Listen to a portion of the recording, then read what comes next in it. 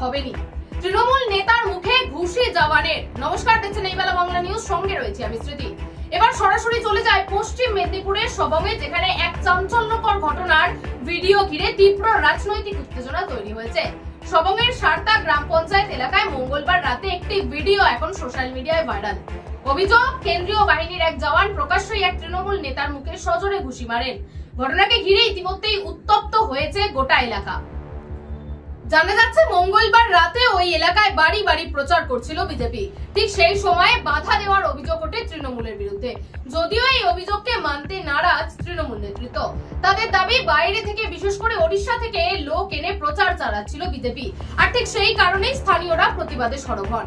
এই ঘটনাকে কেন্দ্র করে এলাকায় উত্তেজনা ছড়িয়ে পড়েছে। পরিস্থিতি সামাল দিতে ঘটনাস্থলে পৌঁছায় পুলিশ এবং কেন্দ্রীয় বাহিনী, আর ঠিক সেই সময়ে ঘটে বিতর্কিত ঘটনাটি।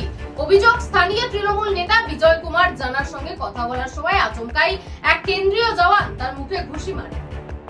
তবে এই ঘটনার ভিডিও সামনে আসতেই শুরু হয়েছে রাজনৈতিক তরজা। প্রশ্ন উঠছে, আইন শৃঙ্খলা রক্ষার দায়িত্বে থাকা বাহিনীর এমন আচরণ কতটা গ্রহণযোগ্য? অন্যদিকে পাল্টা প্রশ্ন, রাজনৈতিক সংঘর্ষের মধ্যে কেন্দ্রীয় বাহিনীর ভূমিকা ঠিক কি হওয়া উচিত? সবং এখন কার্যত রাজনৈতিক উত্তেজনার একটা কেন্দ্র হয়ে উঠেছে বলা যেতে পারে। ঘটনার তদন্ত ও পরবর্তী পদক্ষেপ কি হয় সেদিকেই এখন নজর সকলের। আবার আসছে পরবর্তী সময়ে আরো বিস্তারিত কিছু খবরের আপডেট নিয়ে। ততক্ষণ চোখ থাকুক এই বেলা বাংলার পর্দায়।